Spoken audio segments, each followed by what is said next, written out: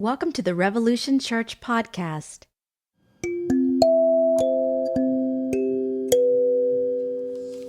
Good morning. Good morning. Wakey, wakey. Eggs and bakey. I bet if we had eggs and bacon, if we had breakfast, we'd have a lot more. Yeah, we would. We should have donuts. Donuts. We're going to have donuts. We've got one person here for donuts. Friday, they had free chocolate donuts at Krispy Kreme. But Oh, is that right? Yeah, I should have told you because there's one in Seattle. Oh, man. All right, everybody. Welcome to Revolution. See y'all here. Welcome, welcome. We're still here. Here we are. We're still here live in Seattle, Washington. What are we doing? We're doing service. We're all coming together today to celebrate this thing called life.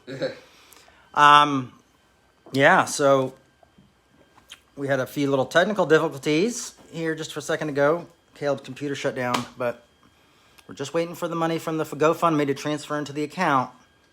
New computer, new lights, new camera. So very excited about that. New action. New action. One of the things we're doing, I'm going to go ahead and get the announcements out of the way, I figured, since rather than throw them in at the end. We're doing Meet Your Congos, Meet Your Congregation, which is we want to talk to you and interview you for a podcast so you guys can get to know each other a little bit more.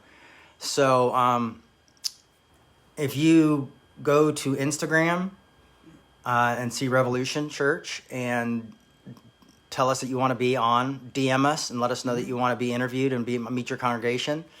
Or even you can DM us on Facebook, really anywhere. Or on Facebook. You can direct message us here on Facebook, and we can sit down. Because we want you guys to know each other, and in this time of COVID, it's really impossible for us to know each other.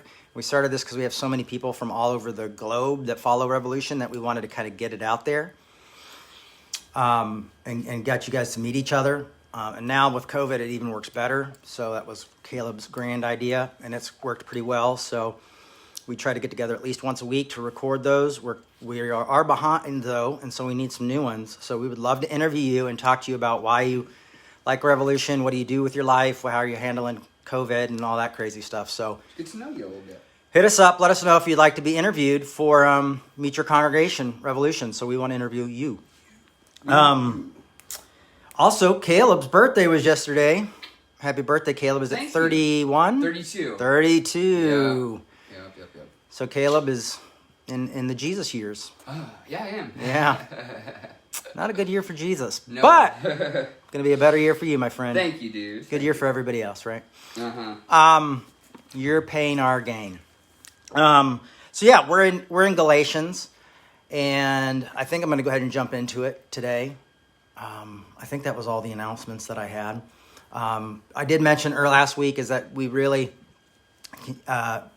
appreciate you guys supporting our work and what we're doing, and you can continue to do that if you go to revolutionchurch.com and hit the donation button. It just keeps us going. It makes this possible and makes this ministry possible, and also the future of Revolution possible, which we're really trying to get Caleb on the payroll and find a space to meet once COVID's done. So lots of cool things are happening. So please, guys, if you can support us, we'd appreciate it. Every little bit helps. And if you give monthly, that really helps. So it kind of helps us depend, where we're going to go and what we're going to do. And, I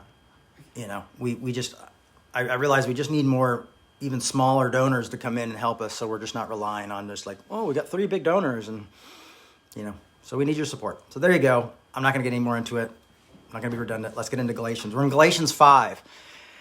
I can't find the live video. We made it through Galatians 4. Make sure it's not on my Jay Bakker account. Yeah. It might be. Hey, are you on the Revolution account or the Jay Bakker account? If you can answer. I've been trying to find it here. Because Caleb's having a hard time finding me. It is Jay Bakker. Well, we have 53 viewers. Okay, let's stay here. That's fine. All right. Can you put in a thing on Facebook letting people know we're over on here? I'll do that right now. All right. Well, glad you guys are here. This is on the Jay Bakker. It was supposed to be on Revolution Church, but you're here, so thanks for joining me. So Galatians 5, we do this every week on Revolution Church. I just clicked on my Revolution account. I'm on my Jay Bakker account, so here we are. So sorry, everybody. Moved over here on accident.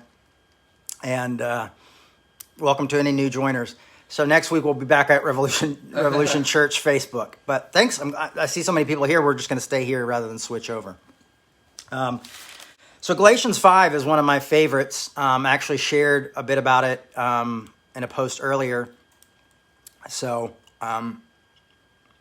you should check that out. But we're going to go through the different areas of Galatians. And we've been going through Galatians. We went through 4 last week. And I'll be honest with you, I'm so glad when I make it through Galatians 4 because Galatians 4 is kind of boring, kind of tough one. But I think we nailed it last week. So I'm really excited about that. So I'm really excited about this whole Galatians series 2021. So Galatians 5 starts right out of the gate. Now, as you remember, as Paul is confronting the church of Galatia, the Gauls, it's because people are accusing him of trying to be a people pleaser, preaching circumcision, not preaching circumcision, preaching grace. And people think it's too much grace, and they think people should have to be circumcised and have to obey particular Jewish traditions and laws in order to be a real Christian. So that's what we're kind of... So he's kind of defending his message of grace, also defending his apostlehood, letting people know, like, I am a real apostle. And so that's pretty cool. And what's really amazing about Galatians is that it's a rebuke letter to Galatians. It's like look at all the good stuff I'm doing letter. And it's one of the best books on grace in the New Testament, I'd say in the canon completely. So I think you might agree with me once if you ever get to sit down and spend some time with it. But today we're going to go over 2 things that I really love, and we're going to go over the fruits of the Spirit and what is the kingdom of God. And I think that's one that trips a lot of people up, especially in Galatians. And if you're like me, you've probably had it used against you a few times. So we're going to talk about that. So Galatians 5:1 starts out with, "For freedom Christ has set us free. Stand firm, therefore, and do not submit again to a yoke of slavery. Listen, I, Paul, am telling you that if you let yourself be circumcised, Christ will be of no benefit to you. Once again, I testify to every man who lets himself be circumcised that he is obligated to obey the entire law. You who want to be justified by the law have cut yourself off from Christ. You have fallen away from grace. For through the spirit of faith we were eagerly await the hope and righteousness. For in Christ Jesus, neither circumcision nor uncircumcision counts for anything. The only thing that counts is faith working through love." Now that's a whole lot right there. So let's kind of cover some of that and look at it again. So right at the bat on 5, he says, "For freedom in Christ has set us free. Stand firm, therefore, and do not submit again to the yoke of slavery." So the yoke of slavery, what's a yoke? It's not something that's inside of an egg. It's, the things that you put on a horse to till the land and to pull the till. And so in a way, it's like, it's kind of like your burden. So he's saying it's like, don't get burdened down to the law because the law is slavery. And we all know what slavery is. We all know it's a horrific thing. And Paul is saying, I want you to avoid getting involved in this. And this is what you're doing is you're going back to the law. You're going back to thinking that maybe circumcision will make you better to God or uncircumcision. And neither one make a difference. So he's not saying like if you got circumcised, you're out. He's saying it just doesn't make a difference. Right. These aren't things that really do anything. They're just signs. They're an old law, and that law is no longer. That law was completed through Christ. It was fulfilled through Christ. Like, Jesus said, I didn't come to abolish a law, but I came to fulfill it. And so you go like, what does that mean, And I think he's saying, I've come to fulfill, it's done, it's taken care of. It's not that it's like null and never existed, but I took care of it. But there's also verses in Romans that says that Christ was being entirely fair when he did not punish those who sinned in former times. A lot of people don't preach about that or talk about that. Yeah, that's an interesting verse. Yeah, it's a very interesting verse. And it's funny, years ago I was speaking at this thing with all these like very cool punk hippie pastors. I was on this like, this like, what is it when you're with a bunch of people? On a panel? Yeah, I was on a panel. Yeah. But they're all like cool hip guys, but they were all like cool hip conservative guys. And I brought that up and everybody just got really quiet and didn't feel really comfortable with it. And I was like, well, we're going to talk about this. And everybody's like, I don't want to talk about this, please. Yeah. Someone's asking to be in the video. Not today. But thanks. Maybe next time. Thanks for asking. Yeah, we've got enough of this guy, you know what I'm saying? So that's interesting. But anyhow, enough of that. I like the term fall from grace because there was a TV movie in the 80s made about my parents called Fall from Grace. And people always talk about when pastors fall or preachers fall that they've fallen from grace. But that's not a correct use of the term. As when you fall from grace is when you start to try to earn God's approval. When you start to try to fulfill the lack in your life, that which is missing. And I think the interesting thing about Christianity is it doesn't say like, let Jesus come in and fill that lack. I think what it's saying is like, when you realize what Christ calls you to, you realize that you live with a lack, that there is that something missing, and you learn to find comfort in the fact that we all kind of live. I think a good example of that is the old U2 song, I Still Haven't Found What I'm Looking For. Yeah. Because in the song, he's like, I believe that Jesus died and rose, whatever, I believe it, but I still haven't found what I'm looking for. Mm-hmm. And it's kind of a song of like, when I was a kid, I remember thinking like, what does he mean by that? That doesn't sound good, and now I realize it's great because he's saying, I'm still looking for some sort of wholeness and completeness, but the fact is that wholeness and completeness just does not exist. It does not exist here on earth. That's why capitalism works. It promises to fulfill this place. And so what you do is you buy something, you look forward to it, you think it's going to make you happy, you buy it, you get it. It's like a car, you drive it off the lot and it's automatically the value drops and it doesn't fill that place. But capitalism, what it does is it plays on that lack and that need for us to have that fulfillment and that completeness. And it promises us in the next purchase, the next item, that next thing will bring us completeness. And Paul is saying, no, it's not about that. And I find that extremely encouraging. So when we fall from grace, it's when we think that we have the right theology or the right philosophy. Like you don't need grace anymore? Right. It really is. It's one of those things where you're kind of going like, well, I have it all figured out, right. So I'm right. So I don't, grace is good, but it's not, I'm glad I have some grace because I have some bad areas in my life, but really I figured it all out. Right. And I think we see that with a lot of preachers and teachers, and we wonder, like, how have they gotten so far off? Well, it's because they think they have the answer. And there is no clear answer. You know what I mean? Like, the answer is Jesus Christ. Well, what's the question? We don't even know what the question is. We're trying to live this thing by faith and believe in something that none of us have ever seen to bring us some sort of wholeness. And I think we miss out that there wasn't, Christ never had this wholeness. He had 12 people that he hung out with. He died on a cross feeling completely abandoned by God. And then he told his disciples, hey, you guys are going to all die serving me. It's this thing that was like, he never said, y'all are going to get Cadillacs and nice cars and be famous and have book deals, and retire and have a really nice place to retire. So just keep following me. That wasn't it. He's like, no, you guys are you're all going to die except for one of you who will age, probably die taking care of my mother. It was true. One of the disciples ended up taking care of Mary. I think it was John, actually. So you get the idea. Or like Paul, who's saying this, was wrapped in animal skins and fed to dogs. Horrible stuff. So, we always think, oh, with God, I'm a victor, and God gave me this parking place, and God gave me success. But there's nobody in the Bible, maybe in the Old Testament we can point to some kings who did some crazy stuff, and maybe that's the example some people are following. But even those don't end well. There's no happy endings in the Bible. And I think when we look at people like Martin Luther King or Gandhi and people like that, it's like, this is the life. We live life with this lack, and sometimes we have to make choices. There's never a perfect answer. Last week I talked about about Dr. King having to make a decision between speaking on the Vietnam War or having a place to work in the White House on civil rights. And he was torn, and it took him a long time to make a decision.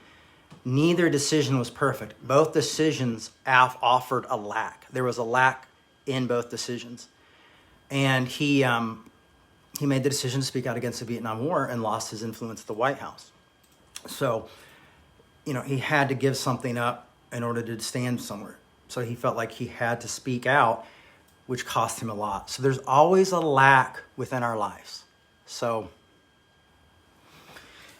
we're going to go on here. So fall from grace is not that. So fall from grace, in a way, is the concept of sin, is that thing that we're constantly trying to get to cover something up. It's it's almost saying we're not broken, and we aren't hurt. We aren't human. And so I think when we see this, a lot of people acting as though they arrive and they have the ultimate truth. What you're seeing is people who've fallen from grace, and you're also seeing what I would call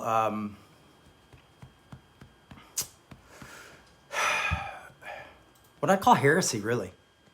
A real big heresy, the type of heresy that Paul's talking about.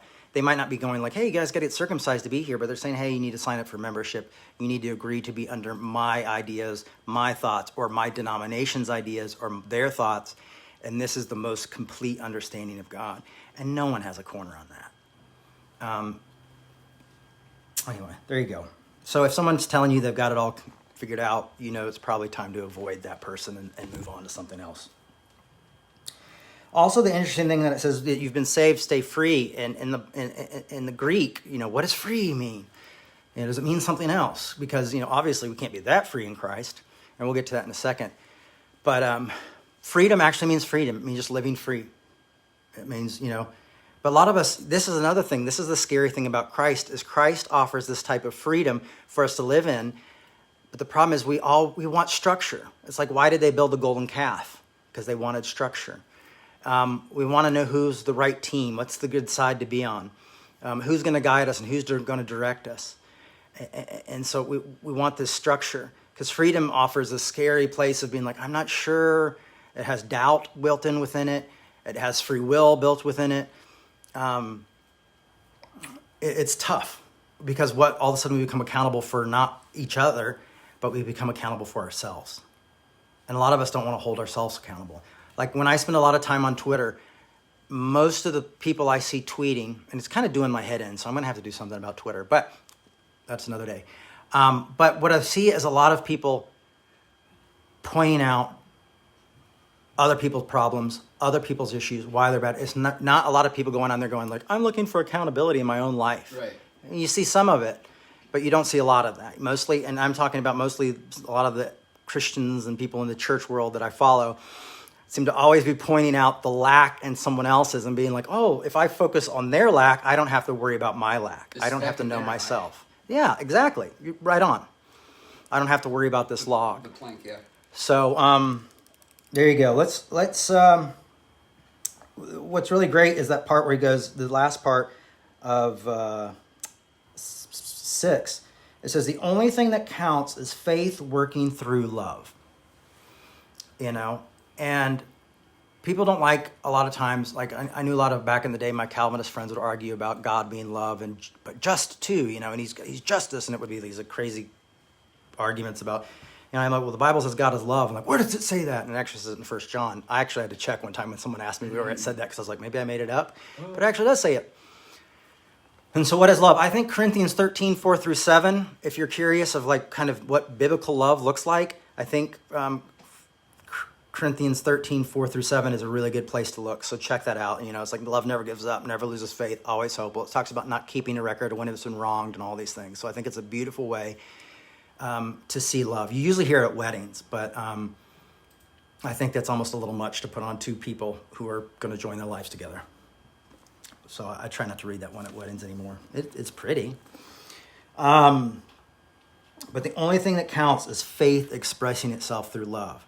So when I look at other people's belief system in religion and Christianity, I'm often looking to see, are they loving the others? How are they loving the others? And the others aren't always necessarily going to be the person you have the heart for. Like, oh, those people, I'm going to have a heart for them. But also, are you loving those who you disagree with? Are you loving, how do you love those people? How do you have hard conversations with those people? How do you go further with that? How do you show your lack and share your lack with others? That's tough. That's really tough to do. And a lot of us don't like that because once again, it brings us into that freedom realm where we're free and we're vulnerable. And it's like, oh, how do I do this? And it doesn't win popularity contests. It doesn't get 1 million likes because you're not calling somebody out. You're trying to love them and see how you can love them. And that makes community real hard, and it's made Christianity a very difficult faith to be involved in, for me to be involved in. That's where I feel like the rubber hits the road. And to see so much lack of people who claim Christianity as faith, and I'm not saying they're false Christians, I'm just saying the ones who just, well, I'm a Christian, I'm a pastor, I'm this type of pastor, I'm this kind of Christian or whatever. I'm like, what? But you spend most of your time tearing others down and critiquing others of the bad things they do. And that's not popular to talk about, but that's what we spend most of our time doing, is critiquing others. And is that critique out of love is what I think we need to ask ourselves. I had a Twitter argument just this week, and I felt like some of the things these people were saying to me was like, not seeing me as a human being, putting me in this category of almost like, oh, here's just a white entitled male, and they're making it about themselves. And honestly, that's not what I was trying to do at all. I was trying to have a really good conversation about my life and my own pain and kind of show that people are very different. We all have different experiences, and how can we share those together and not try to just make up rules and regulations for how certain people have to act, because that's creating a new law. And so I was trying to have that conversation, but I finally took down the things that they were getting upset about. I was just like, all right, if you don't want me here, I'm fine not being here. But, wasn't a lot of grace involved. And a lot of assumptions. And so when we make assumptions that people are bad or just naturally bad, I don't think we're practicing grace. I had a great conversation with somebody else, though, when we argued well and had a great conversation about certain things and about politics and stuff like that, and what people's motives behind that are. But for me, the complete disagreement with me again is that you can't assign one motive to all people, and I think that's what we want to do, is we want to make these broad strokes, all these broad strokes of these people are this way, we are this way, and so we are ultimately against each other. And there's no search for common ground. And I guarantee you that there's way more common ground in those two groups than there is the big things. But then we assume that all those big things come in with it, and we assume their intentions. And then what do we start doing? We start judging others. So we get back into law. We're judges now. And we sit down and go, these people are this way, and they're all that. And so we're not even judging one people. We're judging a whole group of people. And so now what we're doing is we're scapegoating whole groups of people. And I can almost, because we do comments and read the comments afterwards and do a conversation, and I can almost hear someone commenting going like, yeah, Jay, but these groups of people are really doing blah, blah, blah, blah, blah, blah, and saying that. But then again, I'm going to challenge you to think, when you say these groups of people, maybe people you've seen on the news, how many of the people do you not see on the news? Right. How many people do you not see covered in media? How many more people are not on the freaking internet or on social media? How many people are just trying to live their life and making decisions based on what's best for them and how they live? So it's more complicated. It's complex. We're all human beings. We're all contradiction. We all have contradiction within us. And the best thing we can do is understand that contradiction and realize that that's probably never going to change, but learn to live within the contradiction. And that's what I've been learning from Todd McGowan on his studies of Hegel. You are running well, and Paul loves that running thing, because the idea of running is like you going from point A to point B. I think for Paul, running is his allegory of life. Life is like a run. You're just you're running, going. And that's just, it's your journey. So I think when he says you're running well, he's saying you are living well. You are living life well. You're running well. Who prevented you from obeying the truth? And I love the fact that the truth is just accepting you're accepted. Who is taking you from that? Such persons does not come from the one who calls you. A little yeast and the whole batch of dough. So he's saying just a few bad people make everything seem bad or can turn things bad.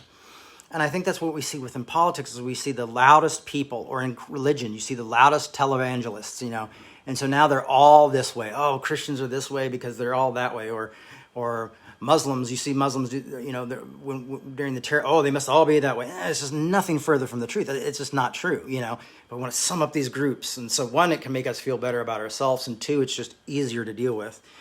And but that's how racism comes about in Zionism and all these other isms, heterosexism and all that stuff. Like, all these people are bad. It's really just lazy thinking that just helps us feel better about who we are and our group rather than others. So, anyway, a little yeast can ruin the whole dough. I am confident about you and the Lord that you will not think otherwise, but whoever this is confusing you will pay the penalty. And he's talking about kind of a spiritual penalty here.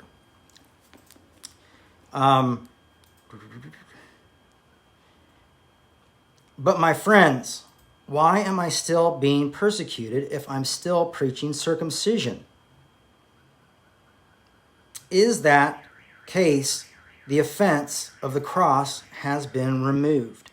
So he's saying, why people are offended is because I'm preaching grace, because I'm preaching cross, I'm preaching Christ, I'm preaching you are accepted, not because I'm preaching works. The cross is always going to be a problem. It's always going to be controversial. Every single person I know, even myself, wants an asterisk at the end of grace. But grace is anarchy. Grace does not obey anyone's rules or anyone's regulations. It moves outside completely of who we are. And so it loves everyone and accepts everyone. But the problem is you'll hear people like, well, that guy was in prison for murdering 1 million people, and then he got Jesus, and then everything was okay. That's not fair. No, it's not fair. It's called grace. And there's people who, was it Bonhoeffer who said cheap grace? Sounds right. Yeah, and I understand where he's coming from, but I've always argued back and said, no, it's not cheap grace, it's free grace. Mm-hmm. Yeah, right. And that's the problem, and we're afraid that it won't change people. But honestly, I've seen so many of you get to a point where you've just kind of given up all the religious bullshit, all the games, and just accepted yourself, and seen huge changes, and seen a lot of you just like start reaching out to people that are you considered enemies, people who hurt you, and you've gotten back to me, and we've talked about it, and I've done it myself. I see grace transform people. I see grace do its work, and it's really powerful. I mean, I honestly got sober because I accepted grace, because it wasn't going to get sober because of God. I wasn't going to do it out of religious conviction. I didn't have that conviction. But when I accepted myself for who I was, what I wanted was I wanted a better life. I didn't want to be miserable anymore. And I didn't have to worry about what God was doing. So as soon as the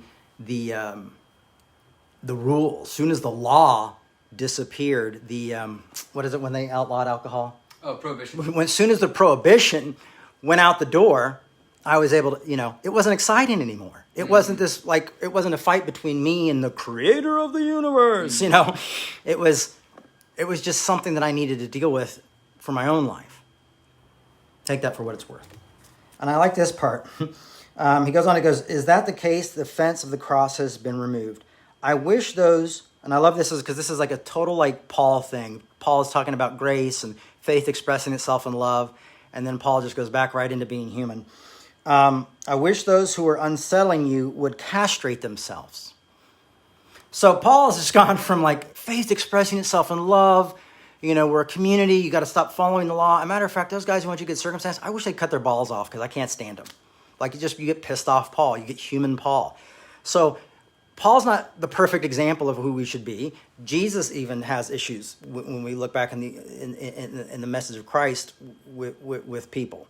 And we have to learn like, oh, okay. But the fact is that we all live with lack. We all live with contradiction. And the great thing about Paul is you see a lot of his contradictions come out. Now, there's a lot of Paul that I don't accept. I don't accept the pastoral epistles. I just think they're forgeries, and that's it. But I still think Paul is a complicated human. And we, like, I think in Romans and also probably in Ephesians, he does a lot of like going like, and you got to do this, but then he goes, oh, but it's really all about grace, and I'm nothing without grace, blah, blah, blah. So he kind of goes the ups and downs. You can almost see the struggle within him of going, thinking about his life in Judaism and then his life in Christianity. You know, the general need to want to fill that lack, to not have that uncomfortable lack, to want to have the whole thing figured out. I mean, I miss having certainty. You probably do too. But he's saying here, I wish these guys would castrate themselves. Let's go on further.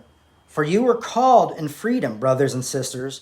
Only do not use your freedom as an opportunity for self-indulgences. So don't just go out there and just, I'm going to be free and I'm going to do whatever I want. Now, I honestly feel like Paul is saying this in this letter is because that's what he's being accused of. He's being accused of giving a message of grace, and these guys see it as a license to sin and a license to do whatever you want. So I think he's just this is like when you send out an email or something and you're just like, I'm going to cover some of my bases here just in case. And I honestly think this is what Paul's doing. Is he's saying, now don't use it just to do whatever you want, because that's not what I'm saying, because that's what he's being accused of. So I think that's Paul's covering his ass here a little bit, to be honest with you. For you are called in freedom, brothers and sisters, only do not use your freedom of opportunity for self-indulgences. And it's also self-indulgences that takes us away from others. But through love, become slaves to one another. Now here Paul all of a sudden says, not only do I want faith expressing itself in love, if it's not clear who I want you to show love to, now all of a sudden he's going back to the slavery metaphor of saying, I don't want you to be a slave to the law. I don't want you to be a slave to religion. I don't want you to be a slave to ideas. I want you to be slaves to people. I want you to serve others. I want you to be a slave of a love. I want you to serve each other in love, and the only thing that you have is that you have to love them. That's what I want. I want you to be connected to that love. Now, that takes time. I have a lot of people in my life that I can't be around, and I have to separate myself in order to love them. It was a quote. I wrote it down somewhere, but I actually don't have that pad with me, from Blade Runner 2049.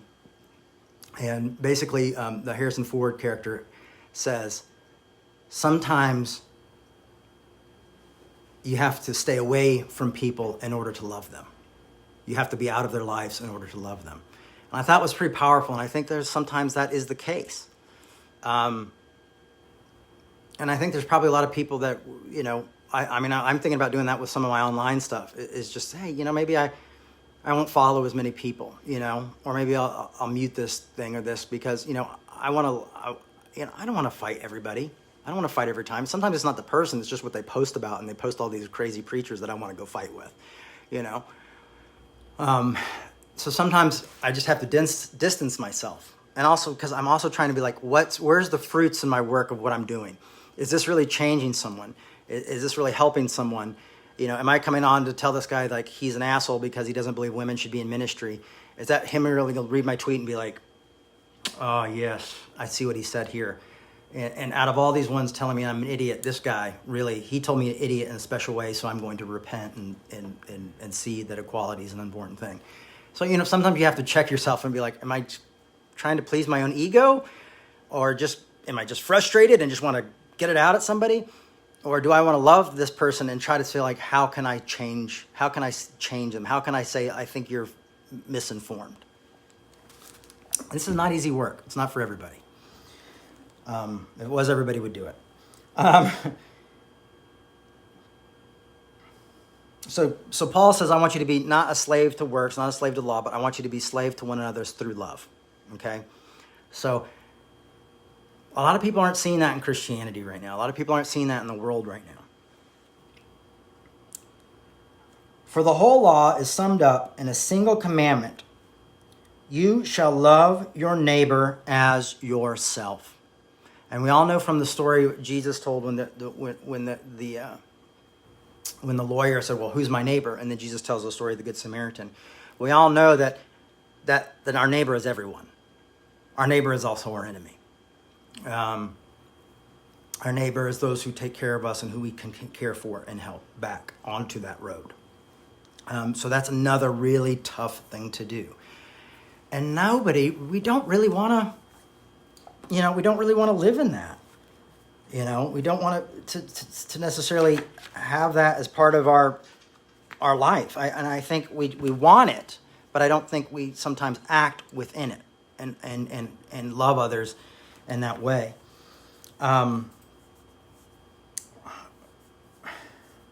Let's get on a little bit further down. So he goes, you shall love your neighbor as yourself. Now, this is the important part, and this is the part I shared on Twitter. I share this every, like once a year. I always put this quote out anyway, and it gets a lot of likes, and I think it's interesting why it does. But it says in 13, if, however, you bite and devour one another, take care that you are not consumed by one another. So he's saying, be careful. If you bite and devour one another, be careful that you don't destroy each other, that you don't destroy yourself and you don't destroy them. Paul does not want us, he does not believe that the Christian message has anything to do with destroying others. So that's interesting, right? That here you get this idea that he's saying, do not bite and devour one another. So when we react out of anger and out of righteousness and self-righteousness and virtue signaling, we are often going in for the kill. And that's what I've realized a lot with social media, especially being in COVID lockdown for so long, is that we often, in our arguments, we just go straight for the kill. Because we don't have enough, characters to use when we're writing one another. And sometimes we're doing it out of the fact that we're defending someone we care about or someone we love or something we are very passionate about, but we often go directly into the kill. So it's not going in to have a good argument or a really good conversation or a phone call or a Zoom meeting or anything like that. It's just to go in and be like, I'm going to shut you down. And that's why sometimes I just stop and go like, all right, I'm done. I'll delete whatever, you pissed you off. I'll let you have it because I'm not going to let you have it. I'm not going to go for the kill on this one because I have done that in the past and it's done more harm to other people and more harm to myself. I shut down this Facebook page that I'm actually on right now because I was having arguments with people and they were going in for the kill.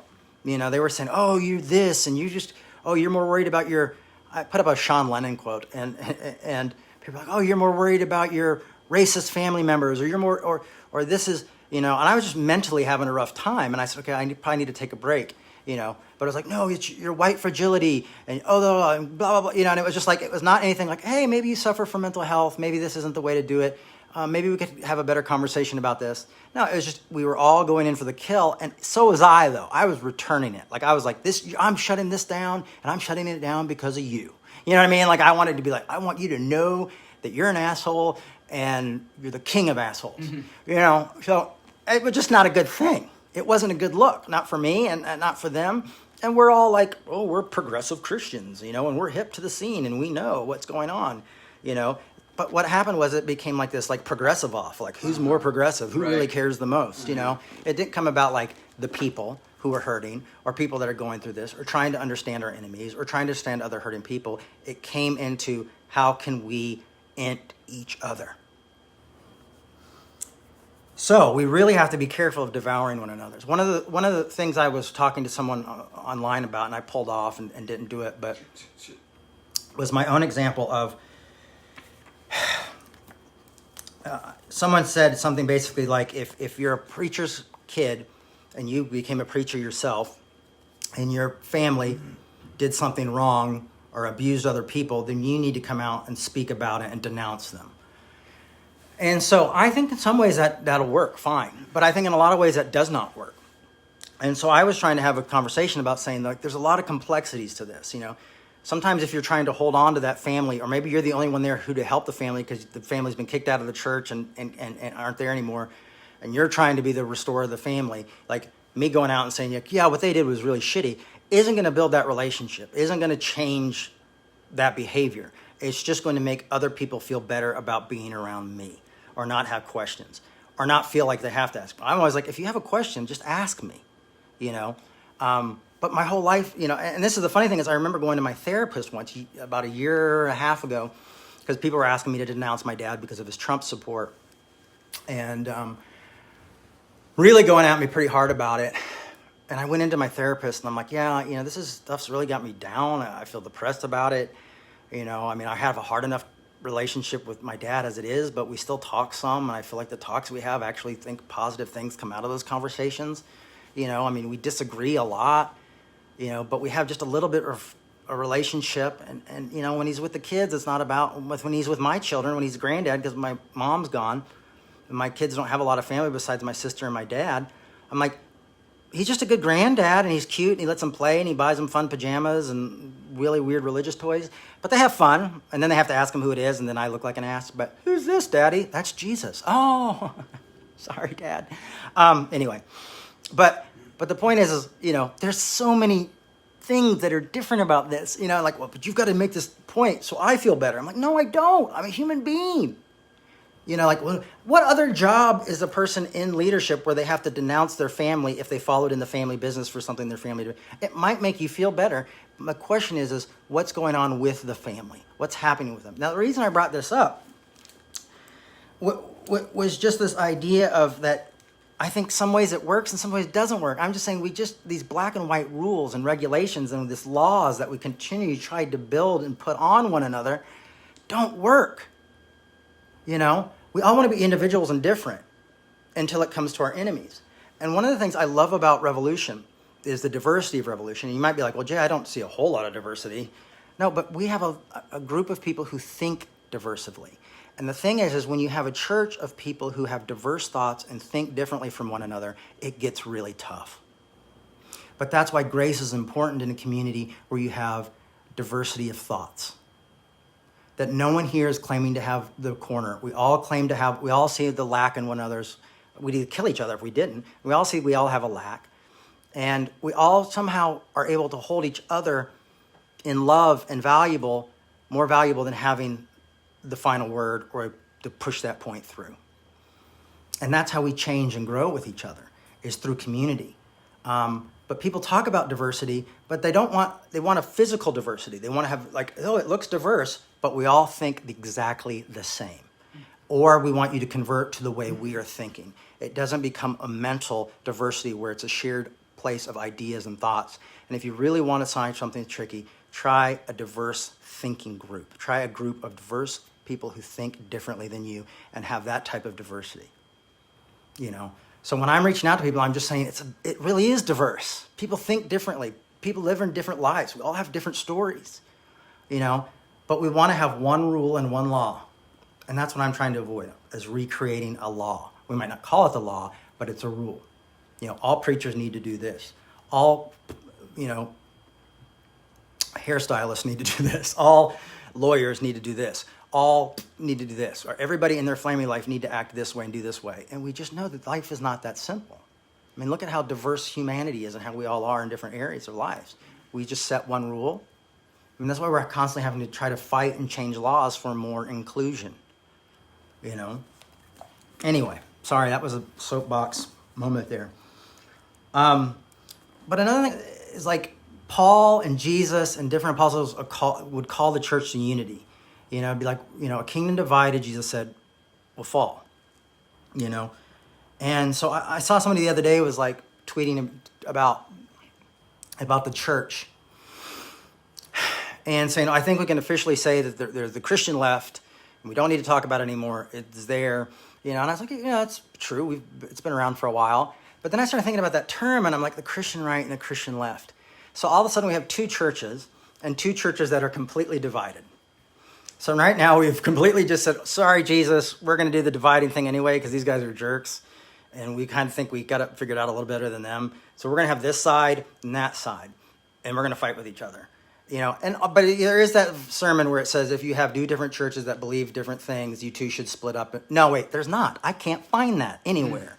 I can't find that where Jesus says create denominations. I don't find a place where Jesus says create these different bodies and fight with one another.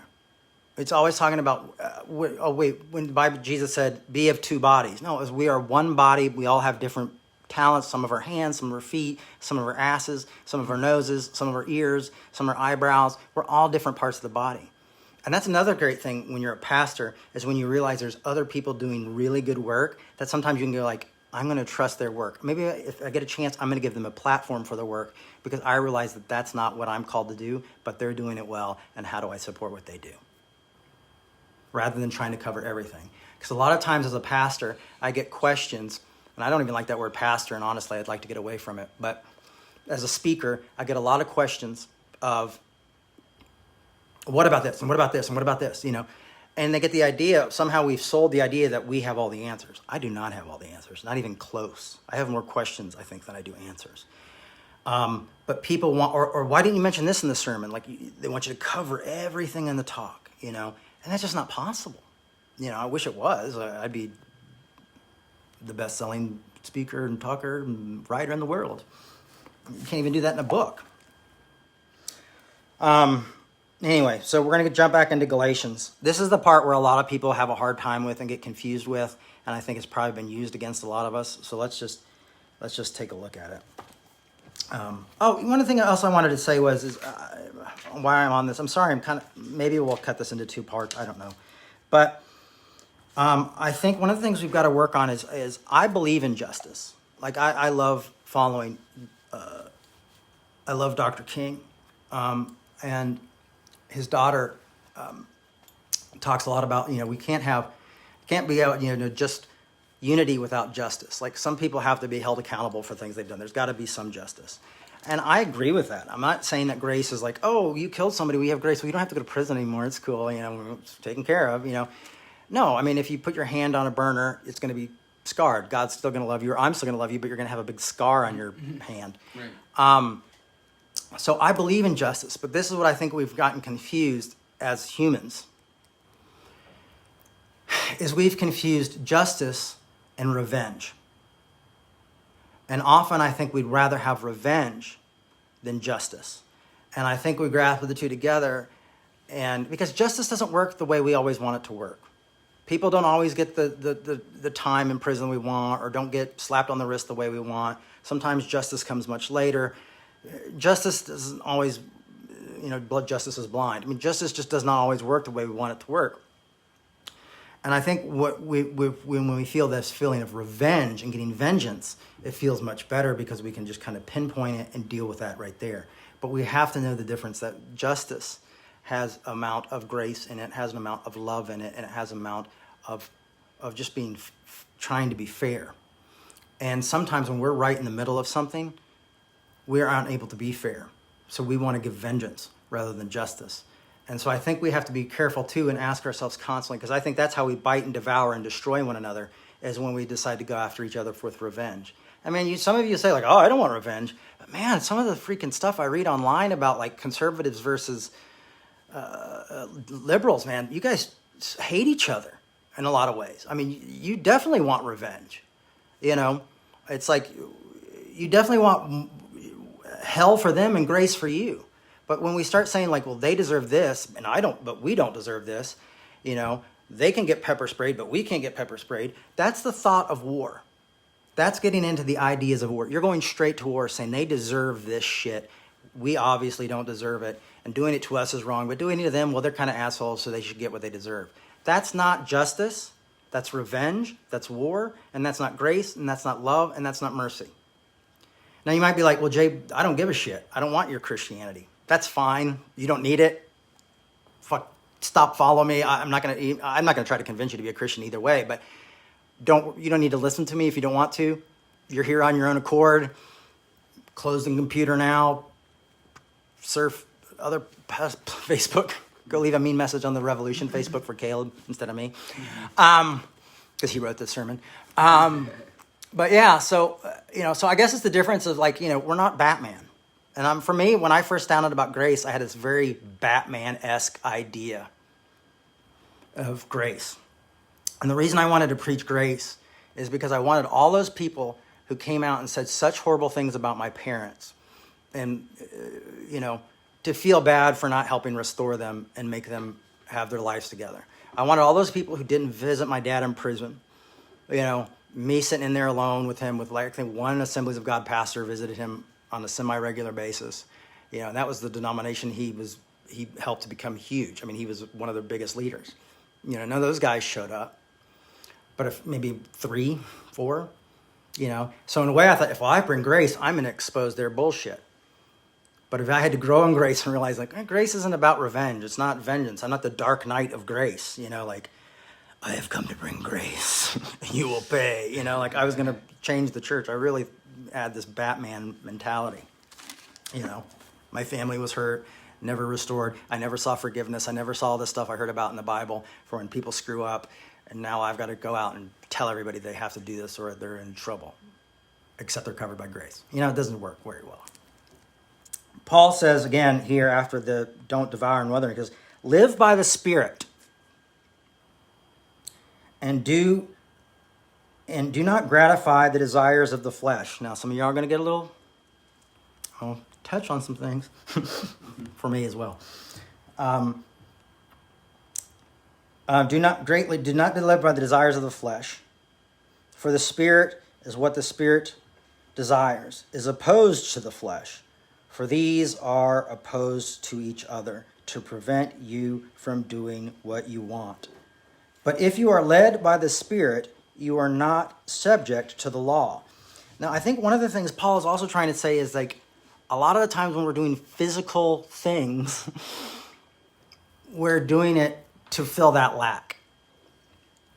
And so if you're continuously trying to fill that lack, you're missing out on what it is to live in doubt, what it is to live with the question, what it is to live to be I still haven't found what I'm looking for. Maybe I'll have that on my headstone when I die. I never found what I was looking for. I never found that lack. I never felt the lack, whatever shape the lack is, to fill my heart. But man, once you start to accept it, life starts to feel a little better. Oh yeah, that's just how life works. It's things break. Things don't always add up. Life's not perfect, and it's kind of beautiful. It's not all about happiness. Actually, most of the people in the world suffer most of the time and aren't happy, and you start to live and find peace in that. Okay.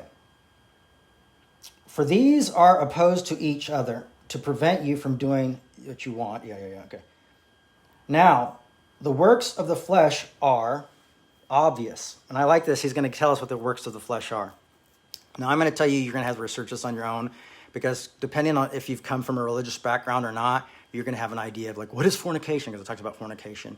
And you're going to think, honestly, I've had people who in my church studied if sex before marriage was a sin or not, and trying to look it up in the Bible, and they were like, there's no clear place that says it. I'm like, well, everybody kind of just has gone with certain things of what they think is this and what they don't think. So I think this is something you're really going to have to sit with is the first one, is fornication. So what is fornication?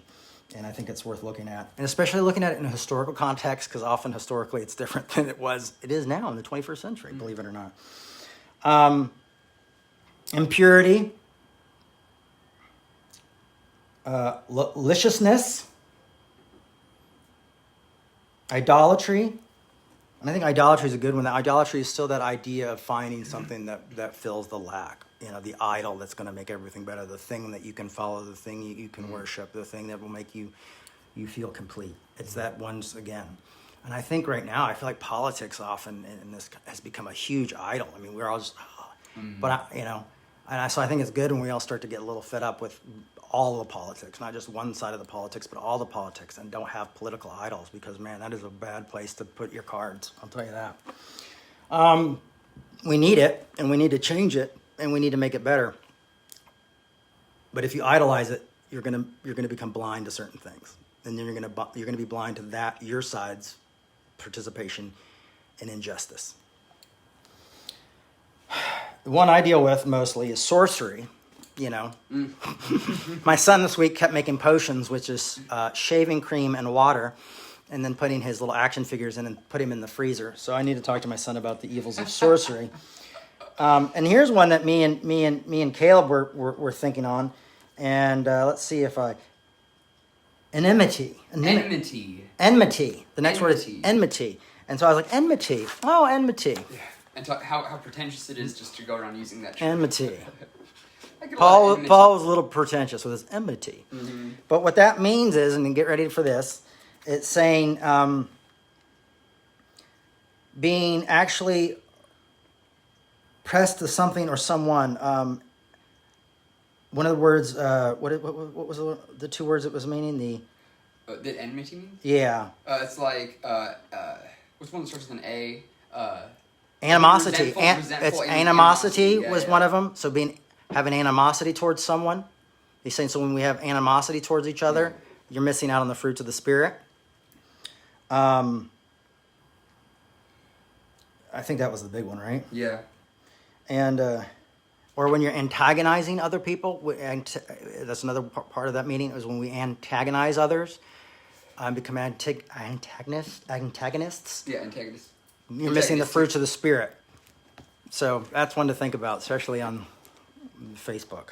Especially on my Facebook. Wink. I got to remember this is a podcast too. Strife. I think these are important ones. Jealousy. Anger. Quarrels. So quarreling, fighting, constantly arguing. You see where we're going here? These are not things that bring the fruit of the Spirit. And we're going to tell you what the fruit of the Spirit is in a second. But these are things that he's saying you need to avoid. Being angry all the time, fighting with everybody.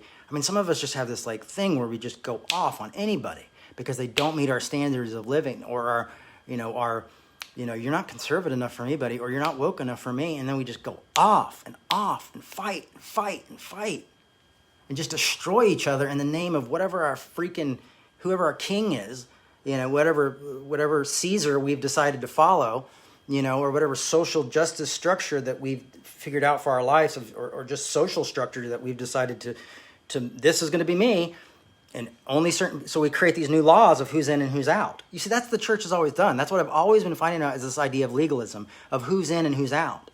And the problem is grace keeps smacking me in the head saying, Jay, everybody's in. Everybody's loved. And so the reason is you're here is to love other people and help them think well. Help them think critically. So you're not going to throw anybody into the garbage, because my mom used to always say, God makes no junk. And people loved that when she was talking about LGBTQ people. Like, oh, God doesn't make any junk, honey. God loves you, But she also forgave Jerry Falwell because she realized that God doesn't make junk. And a lot of us think that guy's a big ass. I have a really horrible time with him. But the fact is was he not worthy of grace? So I just, these are things that I struggle with. They're not easy for me. So I'm not preaching at you. I'm having a conversation, or I'm speaking with you, which we'll open this up in a second for you guys to push back or pay it forward or whatever you want to do. So, quarreling, dissensions, fractions. I love that fractions is in there. Basically having factions that we set up different groups. Once again, we are the right and we're the left. And you're bad. No, you're bad because you're bad. Honestly, Christians love to have interfaith dialogue. Christians should be having denominational dialogue, or theological dialogue, or interpolitical dialogue, of where we sit down as different people with different ideas and argue well. We should learn from philosophy. Philosophers, usually when they argue philosophy, they can be best friends, even though they completely disagree with one another's philosophy, and think it's awful. But they can have that conversation, they can argue well, and they can get down and still be human beings to one another. And we've got this thing as we're going to cut everybody off. And I don't want to do that. I don't want to live in a world where we just have war constantly with each other and cut each other off constantly. Now, I'm not saying you have to love everybody, but what I'm saying is don't hate other people if they love someone that you can't love. Actually, be grateful for that. I'm glad they're doing it because it's not me. That maybe they'll change. Maybe they'll come around. Or maybe that person will get hurt and I'll have to sit with them and talk to them and be like, yeah, they hurt me too. There's humanity there, but every story is different and we can't accomplish all of it. We have to be a community of humans, the human community within itself.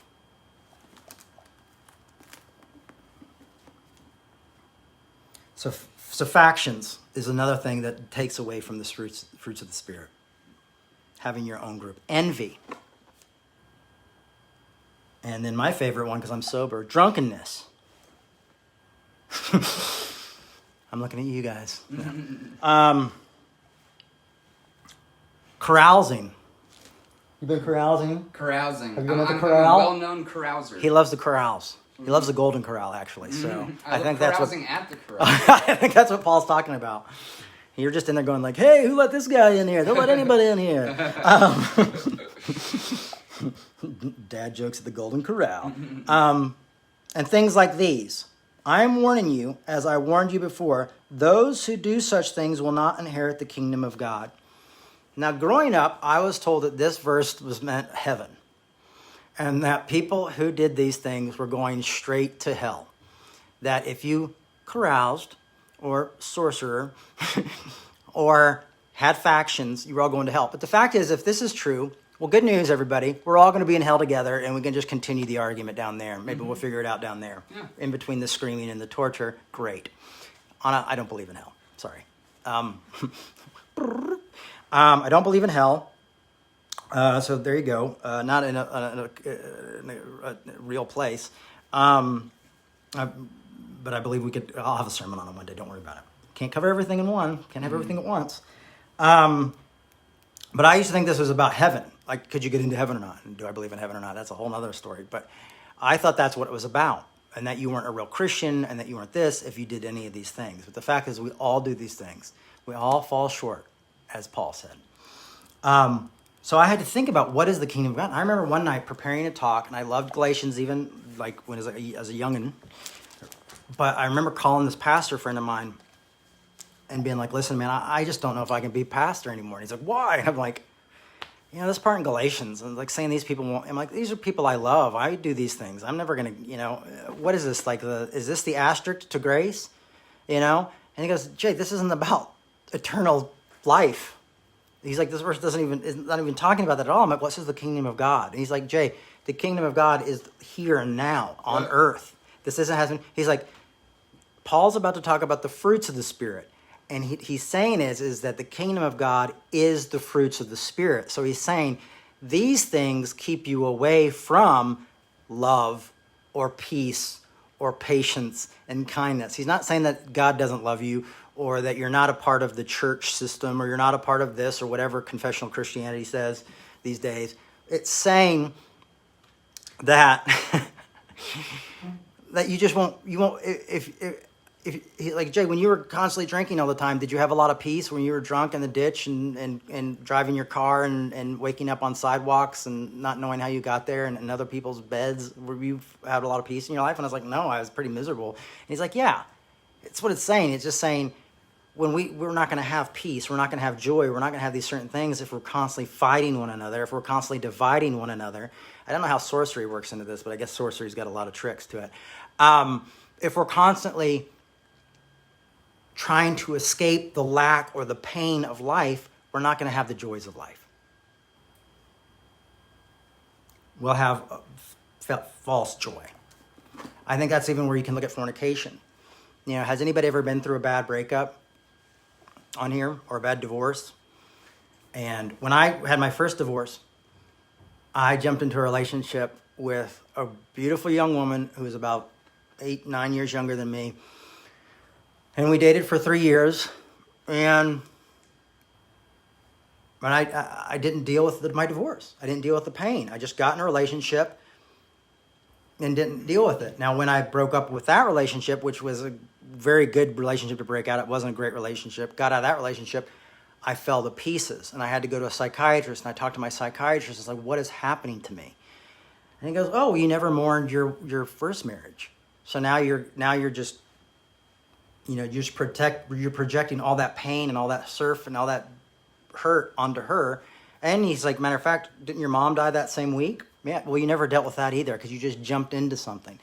And so without giving too much away, I'm saying that sometimes we want to screw the pain away. Sometimes we want to jump into another relationship and just end it all, and just get away from everything and just And so this is the idea, is that when we run from that lack, when we run from mourning, when we run from pain, when we run from facing our own demons and our own hurts, we miss out on the fruits of the Spirit. So this is what the kingdom of God is. So we'll read it for you right now, and then we'll call it a day. We'll do some Q&A and or some afterglow and get out of here. By contrast, the fruit of the Spirit is love, joy, peace, patience, kindness. So not being mean to one another, having a point, or having different groups, but kindness, generosity, giving to others, helping others, caring for others, even being generous when people screw up. I mean, that's why in 1 Corinthians 13 it says love keeps no record of when it's been wronged and endures through every circumstance. That's a tall order, and no one's going to do it perfectly, but I think we could do it better, and I honestly think we could do it better just with tools of like critical thinking, trying to empathize with others, and having, disagreeing without an agenda, because I think that's the problem, is we get so frustrated because our agenda is never getting met. And it's so funny, like you'll hear people talk about friendship evangelism, like, well, I just go out and make friends with people and hopefully I'll win them to Jesus. And, I think it was Brenda Manning who said, that's neither friendship nor evangelism. Yeah. Because you've got this secret thing that you're trying to do, Right. you're like tricking them into be like, well, I'll be their friends and I'll win them to Jesus and they won't go to hell, and then I'll have a friend who's in heaven with me. It's bait and switch. It's what's a good word for that, where you just kind of you have a ulterior motive. So often what we don't realize is when we're wanting to prove our points to someone and we get really frustrated because, like, I've been talking to them for a year and they never changed, so I just had to write them out of my life. So they weren't your concern. That human being was not your concern. Converting that human being to some type of conversion, it may not be Christianity, but it might have been politically or something about like how they thought. And so that is our idea as we come in and think, well, I'm going to change this person. So the Christians don't have a corner on doing shit and being shitty people and having ulterior motives. It's human. We often get into relationships thinking we can change this person. I mean, how many people have dated someone and thought, well, I'll make this better. Like, I know they don't cook now, but when we get married, they'll cook a lot, I'm sure. I know they're really messy now, but, let's get married and I'm sure they'll get like all of a sudden like to clean. It's like that doesn't, people just don't change that way. But we have these ulterior motives of like, well, or we tell ourselves that. We tell ourselves lies to justify who we are and what we want, or just so we can be happy for moments. Do you see what I'm saying? We have these hidden agendas. And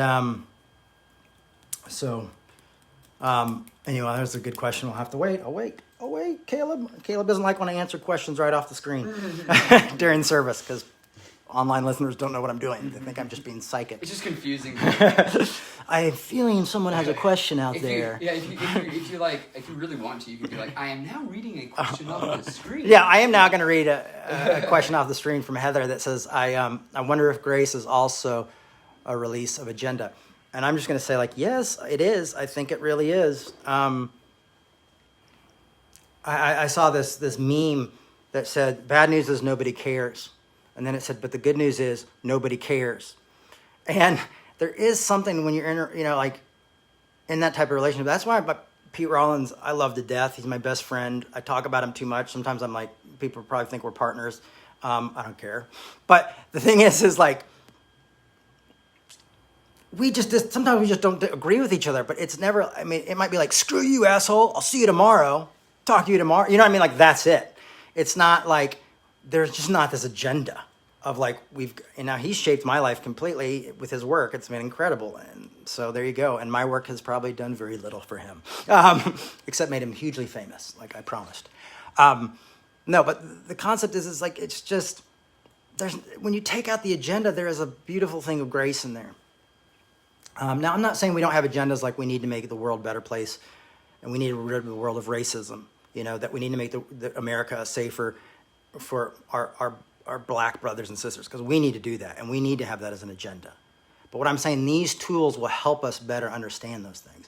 That's why I love Dr. King, because Dr. King's tools that showed me what it is like to live a life that fights oppression and fights racism and fights these things it also when it started working down into personal areas, it also taught me how to live and how to be a better man. That's what Dr. King did for me, is how to be a better human, how to think critically, how to think differently, not just Jesus, but honestly, I'll put Martin Luther King Jr. next to Paul and Jesus any day. And you know what? That guy was not perfect. He had messes, but his work was incredible.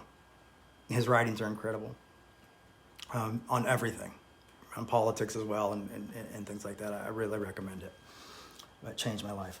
All right. Well, the fruits of the Spirit. There's kindness. Makes you generous, faithfulness, gentleness, and listen to this one, and self-control. And I like self-control. I used to not like self-control. I used to think, man, this is square. Self-control is really good. Like, you just know when to just shut the hell up sometimes. I mean, I'm an introvert, so if I'm at a party, I'm just like, this is probably the most I talk in a week is right here to you guys. And you have to get yourself, like, kind of amped up to do it. I do. You see me, I'm like, bum. Yeah. Bum, bum, Singing bum. yourself. Yeah. You are, yeah. We put on Eye of the Tiger, and you intercede. You make me, like, slap you in the face 3 times. Yeah. It's really weird. That's why I'm a little rosy today. You intercede. That's what he's doing back there. DJ intercession. No, I like the fact that he looks like a DJ. Some people have said that Caleb is distracting, but just pretend like you're seeing like a really strange hip hop band. Mm-hmm. DJ Caleb. And you wouldn't get all these hilarious comments from you. I know. Come on, and man. the insight, and we bring it back down too. We get the insight too. And when you're at church, there's a bunch of people surrounding you anyway. So you just got one person. You should be happy to see somebody again. I'm like the choir sitting behind the pastor. Yeah, amen. He's the choir. We're just choir one, folks. Choir one, baby. Choir one. That's right. So we have faithfulness, gentleness, and self-control, which obviously me and Caleb don't practice very often during these talks. But self-control is a good thing. It's a good thing in our relationships. It's a good thing in our life. It's a good thing when I look at all my children's snacks when they go home to their mother and it's late at night and I don't want to eat anything except all their granola, their dipped chocolate granola bars and handfuls of because now they're putting Lucky Charms and everything. So like Cocoa Pebbles. The marshmallows? Yeah, just marshmallows and everything. Yeah. And so I just sit in handfuls of cereal, drink my Diet Coke because, that's going to balance it out. And then go to sleep like this. Pete today was like, how are you still alive with the way you eat, Jay? Uh-huh. It works. I'm going to write a diet book. My parents actually wrote a diet book. And it's pretty hilarious. It's pretty hilarious. And those so there we go, self-control. So we got joy, peace, we got love, joy, peace, patience, kindness, gentleness, faithfulness. I wrote gentleness. Generosity, faithfulness, gentleness, and self-control. There is no law against such things. And those who belong to Christ Jesus have crucified their flesh with passion and desire. If we live by the Spirit, let us also be guided by the Spirit. Let us not become concerned, let us not become conceited. Let us not become conceited and think we're always right. Let us not become conceited, competing against one another, envying one another. So he's like, stop being against each other. Stop fighting one another. Stop envying one another. There's better ways to do this. And I think that's how we got the nonviolence movement, is through people like Gandhi. And why do I feel like Dr. King took it to another level? It's because of verses like this. I think he read verses like this and changed the world because of it. Because King didn't say let's separate. King's like we all may have come in different boats, but we're all in the same boat now. And now we've got to learn to live together. And these are ways to help us learn together. Or we can just fight and argue and, righteous signal each other from our different thrones of righteousness. But honestly, it makes me sick, and I don't think it's getting us anywhere. And it's really tiresome. And I think it's not critical thinking. But that's just me. So this is the part of the service where we do Afterglow. And so we read some of your comments and see what you're saying, what you're feeling, and what you're thinking about this talk. And so that's what we're going to do. And we'll have a little bit of a conversation. Alrighty. And Let's see here. Do you want to start with some pushback, or you want to start with? I'd rather start with pushback. You'd rather start with some. Yeah. Okay, great. My beard is going so gray that it looks like I have a really weird long goatee. Oh yeah. Yeah, it's great. I need some The coloring. You wear the salt and pepper very well. Thank you, sir. Yes. I need some dye. Some just for men. I don't think you do need some dye. Amen. Okie dokie. So just a tiny little bit of, and it's not like malicious or anything like that, but just a tiny little bit of foot back here. Morrison asks, so you believe Jesus wasn't the perfect human? Seems like you put all your trust in and you worship grace, not Jesus. Ooh, that's a little stingy. Who was that? That's Morrison. Morrison. Let me say this. Morrison then comes back and says, by the way, I'm just curious where you stand. I think you're an amazing person, Jay. Yes, I worship grace. So Morrison put on the gloves there at the end. No, that's nice. He took the gloves off near the Well, end. no. At the beginning, he came in punching, and then you get it a little softer. He said, Oh, yeah. Yeah. Nice gloves, not the boxing gloves. Yeah. Well, I like that question. Matter of fact, I love that you're Good pushing pattern. back on me. I don't think Jesus was perfect. He would not be considered perfect to the law, to the Pharisees at the time. And Jesus had not yet died and created a new law or anything like that. Simply by sitting down with Matthew, who was a tax collector, and his friends, he had considered unclean and would have to go through cleaning rituals. And he also people got angry because he didn't wash his hands because he didn't do those certain rituals. So Jesus did come in, and and I know you're probably thinking, oh, this sounds like nitpicking to me. Oh, wait. I think when he's sitting down and a woman comes up and asks him for, what does she ask him for? Oh, food maybe or something? I think it was something, but it was like a healing or something. And he goes, why should I give... They were eating, and she Yeah. approached him at the table. Yeah, and he goes, why should I give, food to the dogs? Basically saying Gentiles are dogs. And she said, sir, but even Dogs eat the scraps. even dogs get scraps from the table. Yeah. It's like, I'm not asking for I just want some scraps. And Jesus says, you're correct, and your faith has made you whole. Now, also, I'm going to say that we got to see about 2 years, maybe 2-3 years of Jesus' life. He had a lot of life. I think if people want to say that he was actually completely man and completely human, I think Jesus had doubt. When Jesus is on the cross, he cries out, my God, why have you forsaken me? I believe that he has a moment of atheism there. Jesus begs not to be crucified, even knowing that he knows what it's supposed to do or what they think people are saying it's going to do. And Take this cup from me. yeah, take this cup from me. Let this cup pass from me. There's also a few other verses where Jesus doesn't say some great things. He also cherry picks the Bible, which I love because I'm a fan of that. No, I don't think Jesus was perfect. Do I worship grace? Yes, from this one sermon, I worship grace. I do love grace, man. I think grace is it. I think that's what happened. Is grace your idol? Is grace my idol? It's the best tool I have in my toolbox. It's a good idol. I could sit down and tell you let me tell you about this Jewish carpenter that was actually God and what he lived. And I can tell you those stories. Or I can be like Paul. Paul never really seems very concerned with the personality of Jesus as much as he does with what Jesus brought, grace.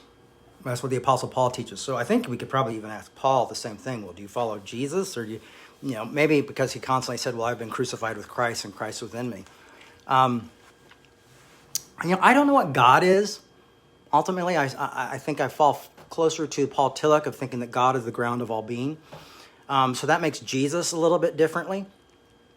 Seem a little bit different of who is Jesus and is Jesus the Messiah or not. I choose to think that Jesus is the Messiah. I do follow Jesus, and it's why I read from this Bible every week. It's why I have the message of grace, and it's how I found out about the message of grace. I feel like that message was hidden from me for almost 21 years of my life, and it's all I want to talk about. I don't think we would understand grace without Christ. Honestly, I don't think we would understand grace without the Apostle Paul. I guess when the Bible says, love God with all your heart, and equally as important, love your neighbor as yourself. Now, I want you to pay attention to what I just said. Equally is important. Love your neighbor as yourself. So when I came to a conclusion of what do I love when I love my God, I realized I have to love others in order to love God. And so grace is that tool, and my main tool in my toolbox that helps me to love others. So yes, I am trying to love my enemies and trying to love my neighbors as myself because of the concept of grace. And if that is following Jesus, yes. If that's making grace an idol, then sure, why not? But to me, this message would not exist without Jesus in my life and without Paul pointing me back to Jesus. So, I mean, you can do the math, but I am not going to just be like, no, Jesus is my personal Lord and Savior, and I said a special prayer that's not in the Bible, and now I'm saved, I'm not worried about that. What I'm worried about is am I helping you think critically? Am I helping you have a better relationship with what you understand Christ to be? And am I living Christ? Not if I'm, is that Christ alive in me? And I think that message, by living that message, yes, Christ is within me. Mm-hmm. And I think those moments where Christ had the doubts and pains and where Christ repented to that Gentile woman for calling her a dog, basically. Mm-hmm. I think I've had moments of my life in that too. So yeah, I mean, I would say, yeah, I follow the teachings of Christ. I follow Christ, but I would say even too that at least initially you wouldn't have valued and been so taken aback by the message of grace had it not been through the medium and the lens of Christ. Yeah, I mean, Jesus saying love. Jesus is the one who said, "Love your enemies." Do good to those who persecute you. Yeah. I mean, that's who I want to follow. That's the example I want to follow. So maybe I'm just in love with the message that Jesus taught. Yeah. Heather chimed in kind of. Just one more thing is because then we'd have to get into the idea of atonement theory with that as well. And I could preach a whole sermon on what I think about atonement theory because I honestly don't think that God would need blood. And I think that the disciples and even Paul did the best what they did with their understanding of atonement theology and ideas. But I think that there's something outside of that. So that's another reason why I'm not giving you this boom question, because there's so much to what you've asked. But thank you. That was a great question. Thank you for the pushback, and I definitely will think about it more. Yeah, great question. And I was just going to tack this on because Heather kind of chimed in with you in your response to that prompt and said, right, and what's the verse that he said that said he was made perfect through his suffering? If he'd already been perfect, why would he need to be made perfect through suffering? Yeah. But anyways, so yeah, I was just saying Heather was kind of that's awesome. Some of the stuff you were saying. Thank you, Heather. Yep. And if you were to see me without my clothes on, you would see a lot of tattoos of Jesus. Or at least my shirt, I guess. I'll keep my pants on. Oh, Charity is here. Our friend Charity, who we had on a recent Meet Your Congo episode. Speaking of Meet Your Congregation. Was that the only pushback? That's the only pushback. Oh, man. I was hoping there were more. I do want to say that was really good pushback. That was a good one. I really enjoyed that. Yeah. So please come back and do more sermons and push back on me more, because I love that. I really think it's great. Because I think people are thinking what you're thinking. And so I think it's great to get it out there, because I think it's so good to have that in the conversation. So thank you. Mm-hmm. Yeah, so Charity's here, and she just said, so true, a lot of times, I guess this is responding to a specific thing you said. That critique is out of hurt. I have to check myself on that a lot. A lot of that, I'll just say real quickly, like 4 or 5 people have mentioned, like, oh, great point, Jay. That's something I need to check myself on. So this is really resonating with a lot of people as stuff that they can apply to their own. And hearing stuff like that is honestly, that's like the most encouraging thing in the world, because this is why I spend time reading philosophy and reading theology and doing all this stuff, is for this moment here, to just encourage you guys and to encourage and help myself grow too and think about it too. Because honestly, if you saw my behavior this last week online, you'd probably be like, oh, Jake kind of missed it here and there. But, we are all in this together. Mm-hmm. James said, judgment of others is reduced when there are more contact and conversation about communities. It's where prejudice reduces and learning happens. Yeah, I think, yeah. It's great, though. I had a conversation with somebody who said they didn't feel like conversations really change people. And we had this long talk on Twitter. And hopefully, I think we're actually meeting this week. Me and my friend who were having this kind of arguing well together on Twitter. decided like we're going to just meet up for a social distancing coffee and have a conversation. So I mean, like to me, that's like yes, that's what we want to do. Hey, guess what? Steve Peters is here. Oh, Yeah. And Steve Peters says, no, it's not easy, but it's simple. It's all about love. And he also said, grace is not fair, it's free, it's anarchy. That is brilliant. oh, thank you, Steve. Yeah. Hopefully, we'll be having you very soon. And our listeners, or our congregation members should definitely check out Steve if they're not already familiar with him. Yeah. We did a Loosen the Bible Belt episode with him. I think it was one of the first Loosen the Bible Belt Yeah, episodes that it we was did. great. Yeah. So And we're going to you can have, listen to that. and he was interviewed by my mom in the late 80s, and he's a great guy. So please check him out, and I think we are going to have him speak for us very soon, which I'm really excited about. There's some people kind of responding to what you were saying about the Twitter comments you're getting about your family and all that. Morrison, again, said, that's so sad. You should never have to denounce your family because of their beliefs or support of a political candidate. Yeah. I fully agree with that. And something else is, a lot of times people don't know what's going on with the family dynamics behind the scenes, and it's none of their damn business what is going on.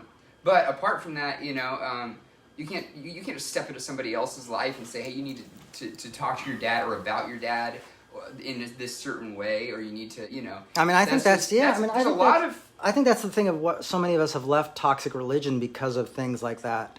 Yeah. Because they were like, oh, your family has sin, or someone's gay, or someone's this, and you need to leave your family and denounce them, or do Yeah. things like that.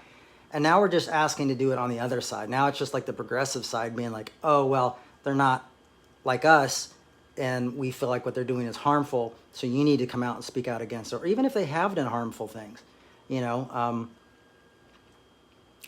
I recommend just going to the person personally, and if they don't want to talk to you, don't go to the church and don't talk to them anymore. Maybe write a letter. I think sometimes it's really powerful. There's been people that I could not talk to, and so I wrote them a letter, and some I've heard back from, and some I never did. Anyway. Heather said, I wonder if the flesh is just the ego you've been talking about. The need for control, which just leads us to all the judging, revenge, law, etc. What's that now? One more time? I wonder if the flesh is just the ego you've been talking about. Yeah. The need for control, which just leads us to all the judging, revenge, and law, etc. I think so. I think it does a lot. The flesh and the ego. The ego is at least part of the flesh, I'd say. And I think when he's talking about flesh, he's talking about brain matter as well.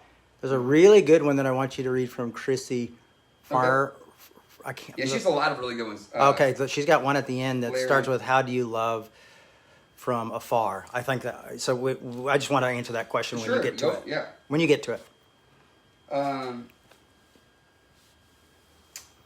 Maybe this is it. Love your neighbor as yourself. I forgot the love yourself part for a very long. Yeah, tell me about it.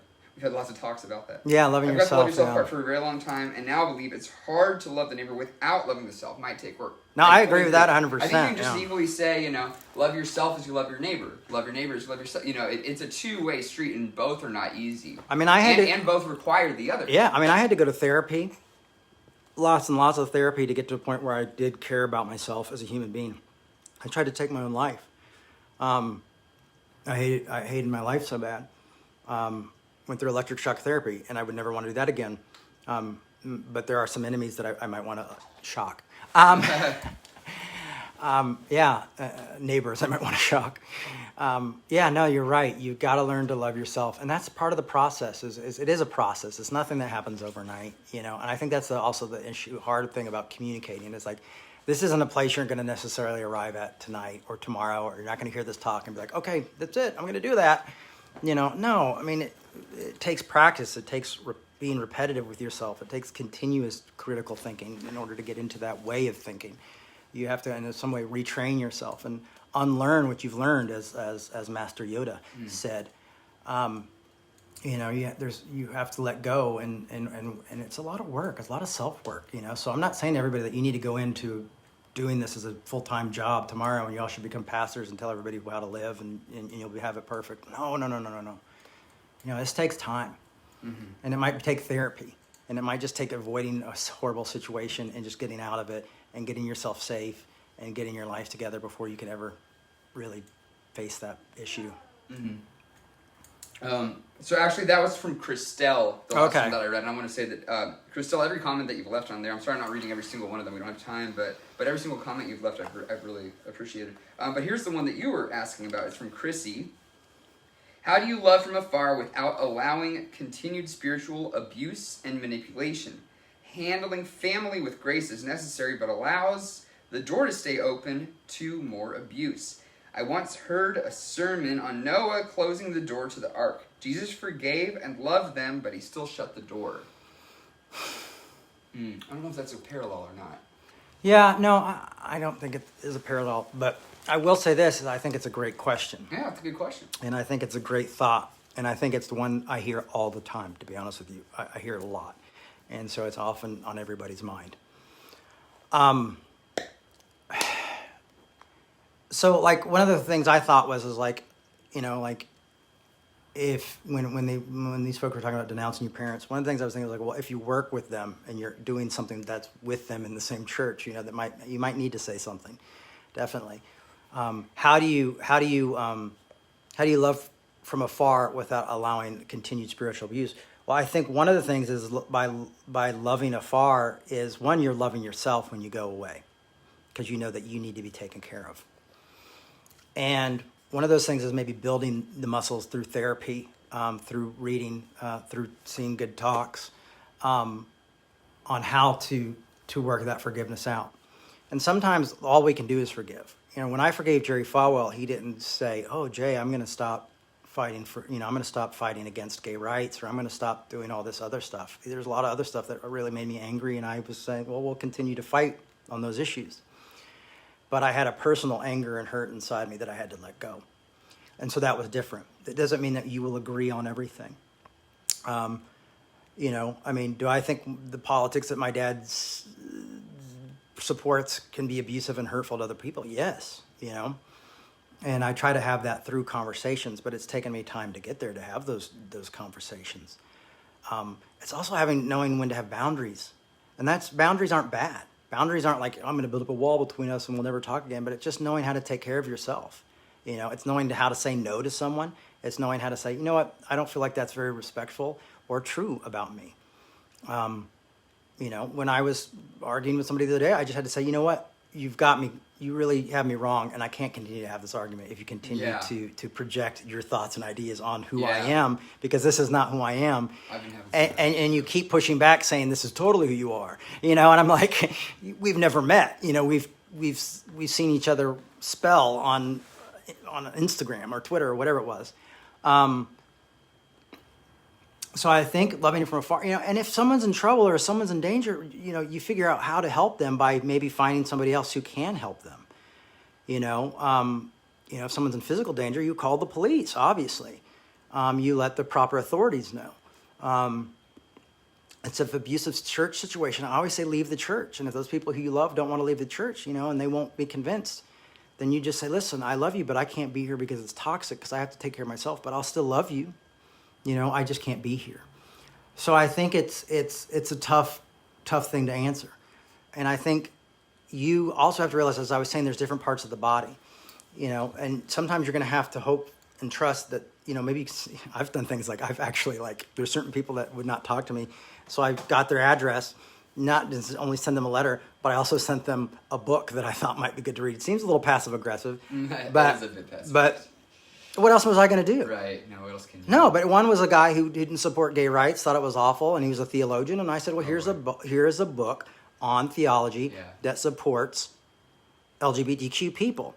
And maybe if you've read this book, you'd have a better understanding, because I don't think we're ever going to get anywhere in our conversation. Now, that book might come off the shelf one day. It might have gone straight into the garbage. I don't know. But there's just different ways to do things. And I think you have to do it on an individual basis. But I do want to make sure you're safe, make sure you're healthy, make sure you get the help you need.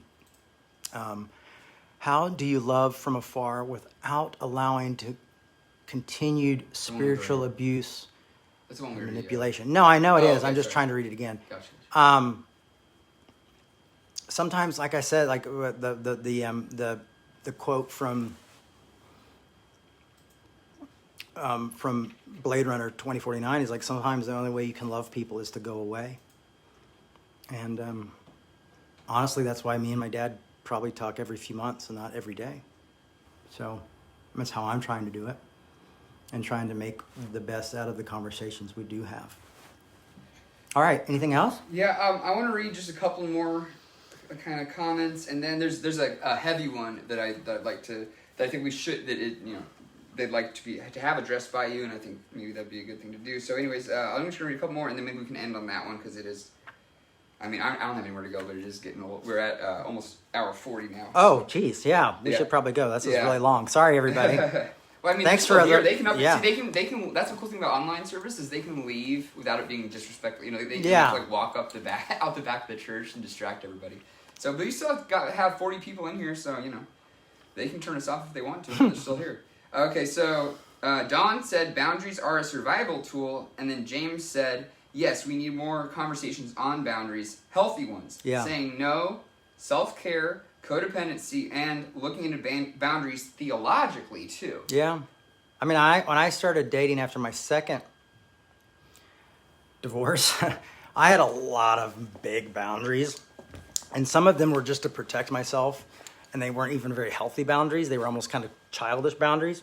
But I would be like, I'll never do this. I'll never say this. I'll never do that. And then as I got into a relationship, I started to realize, like, okay, you know what? This is a different relationship. I don't need this boundary here, But I came in with it really hard, and I had to even explain to them, like, I'm really sorry. I was really hurt. And so this boundary was there, but I don't need this boundary with you. And had to learn, kind of even grow and mature in my boundaries, and know when certain boundaries are important and when others can just rest aside. Mm. And then here's a kind of a heavy question for you here, Jay, from John. How to handle grief. I just lost my father to COVID a week ago. I had a great relationship, but I'm feeling a void I can't fill. That is a heavy one. Sorry to hear that, first off, too. Yeah, I'm really sorry for your loss. It's horrific. And it's wild how when you lose someone, at least for when I lost my mother, you start to realize how important other people are and how important things are, and the things that we so often just take for granted, or the things we don't say that need to be said. And what I tried to do over time is not let those be things of regret, but allow those to be things that I felt like were gifts from my mom when I lost her, and that because we were very close. Gifts of life again, that she highlighted life, the fragility of life was highlighted when she was gone, and I lived differently. You're so in it, man, right now. I mean, what I did was, honestly, is I chain smoked cigarettes, I cried a lot, and I talked to a lot of people, to the point where I felt like I needed to go to therapy because people didn't want to hear about it anymore. It was also very much late in the process. You've got to walk through grief. And that's what I would say, is walk through grief, feel it all. It does get easier, it does get better, but right now those words fall on the ground because they don't seem to make sense. Yeah. But I really believe you have to walk through grief and feel it all in order to become, a human again, in order to become who you're supposed to be, because you're on you're in the race. Like Paul talks about, you're living life, and this has come into your life, and this loss has come in. Yeah. And this is going to create you into seeing life in a different way. Don't run from it, because grief doesn't go away. Yeah. Grief, you will just store it in a different place, and then eventually it will come out within coping mechanisms and in unhealthy ways, and eventually it'll hit you in the face. So my thing is to go through it, scream, cry, yell at God, be alone or be with friends. Be angry at God if you need to. Yeah. Or if you are, acknowledge that you are. Do what you need to do. Yeah. Write down your feelings. If you need to see a therapist, find a therapist. If you don't have good friends, do that. Yeah. Write about it. Reach out to people. Yeah, reach out. I'd say reach out to people, absolutely. Yeah. Especially, I think a lot of times people see religion or communities, or I don't like using the term religion necessarily, but communities of faith or communities of common ground that are seeking spiritual spiritual nourishment. A lot of times they'll turn to those communities and say, look to the heavens and say, where's the divine answer? Yeah. Where's Jesus? Where's God swooping in to fill this void in me? And we talk about this so often that like it's a daily process to try to fill that void, and then by the time you wake up the next morning, it's empty again. And maybe it wasn't never filled to start with when you thought you had found something to fill it. But there is value in these communities that talk about spirituality and about faith and things like that because of the community, because of the power of the body. The body is here to wash itself. The hands are here to wash the face. So if you need to be washed, if you need to be comforted, if you need to be massaged, metaphorically speaking, with the body metaphor, then reach out to either your community or to your church or even to people on here. Just you can give them the Revolution community group on Facebook, and if I'm sure there are plenty of people who have experienced the loss just like you. Not just not to compare yours to theirs. No, but there's a lot of people out here who really sharing grief with others who've gone through grief yeah. is valuable. Absolutely. And I think that's why that's in the Beatitudes, is why it's so important, because it's just such it's just the reality of life. And I think suffering is much more a reality of life than any happiness. And for me, I had to grieve my mother. I had to grieve my marriage. In my second marriage, I had to grieve. I've had to grieve friendships and relationships. But learning to grieve those things and be okay. Like, it's okay to feel sad. It's okay to feel like shit. Absolutely. It's okay to be around people and talk about it too much or not talk about it at all. You've got to go through it because there's something for you on the other side of it. And it'll live with you. My grief for my mother and grief for my failed marriages, they walk with me. They're a part of me. They're, some way they feel like demons, but also they're like dark passengers that help me deal with life on life's terms, and mourn with others when they mourn. And I'm desperately sorry for what you're going through right now. It is Yes. a painful place, Yeah. to lose loved ones. And John, if you, it's not going to fix any problems, but it might be a little Band-Aid. If you send a request to join, I don't think you're in it. If you send a request to join the Revolution Church community group, I'll approve you right away, right now even. And there's a lot of people on there who show a lot of love to anyone who has a problem or is going through something. So yeah, so please connect with whoever you need to connect with. I'd say that's probably a good place to. Yeah, I mean, and that brings it back. The whole message. It brings it back. Is why we do this. When we grieve, man. The politics on that shit don't matter anymore. Yeah. Totally. You're just in a place of just pure pain, and that is a time for that bonds that will never be broken or can be built. And so I think that's something to think about for all of us. And it's complicated, man. Especially even if you lose people that you don't like, or you parents that were in complicated relationships. It brings up all sorts of emotions. So we love you guys, and I appreciate your time. Thank you for your words and your pushback in this conversation. And the sermon was really long. I'm not going to apologize. I'm just glad we got to do it. So we'll be here next week, same time, same channel. Bye-bye. Well, not same channel. We'll be over at the Revolution Church. Right. Bye-bye. Our ministry is supported 100% by listeners like you. To make your 100% tax-deductible donation today, please visit revolutionchurch.com/donate. You can also learn more by clicking the donate section on the website.